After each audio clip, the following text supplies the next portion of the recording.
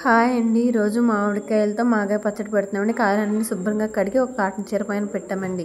పక్కన ఫీల్ తీసి అందిస్తుంటే అక్క, తమ్ముడు, ఇంకో చెల్లి అందరూ కలిపి ముక్కలు కోస్తున్నారండి. ముక్కలు కోయడం అయిపోయిందండి. మొత్తం ముక్కలు 4 కొంచాల ముక్కలు అయినాయండి. ముక్కలు మేడపైకి తీసుకెళ్ళి ఒక కాటన్ చీర పైన మొత్తం పల్చగా ఆరబెట్టేసామండి. మా అక్క, నేను, మా పాప. ముక్కలు ఆరిపోయినాయండి.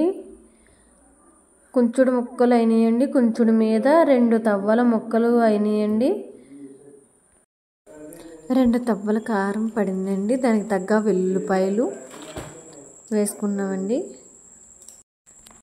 1 తవ్వ సాల్ట్ పడిందండి. ఇప్పుడు రెడీమేడ్గా పచ్చడి సాల్ట్ అంటే స్టోర్లో అమ్మేస్తున్నారు కదండి, తీసుకొచ్చి 1 తవ్వ సాల్ట్ వేసామండి. పచ్చడికి తగిన మెంతులు ఉజాయింపుగా మేమే వేసుకున్నామండి. దీనికి కొలత అంటూ ఏమీ లేదు. అన్నీ వేసి బాగా కలుపుతున్నాడండి. నేను, మా అక్క చూస్తున్నాం నూనె వేయడానికి ఎప్పుడు వేయాలా అని చెప్పి.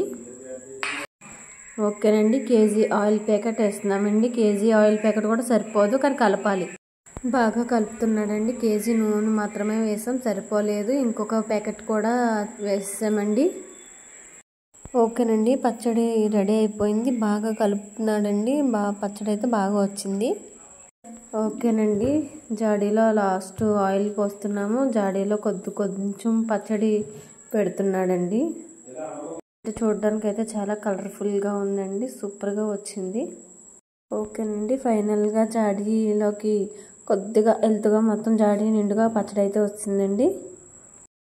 పచ్చడి జాడీలో పెట్టేసి మూత పెట్టేయడం అయిపోయిందండి. ఇప్పుడు లాస్ట్ ఎంతైనా లాస్ట్ కలుపుకుని ముద్దలు తినడంలోనే కదా అసలైన మజా. ఒక్కొక్కరికి ముద్దలు పెడుతున్నాడండి. తిని చెప్తున్నా ఎలా ఉందని. పచ్చడి అయితే బాగా కుదిరిందని, బాగుంది, బాగా వచ్చింది. ఇప్పుడు మా అబ్బాయి కూడా బయటకు వెళ్ళి అప్పుడే వచ్చాడండి. మేనల్లుడు కదా.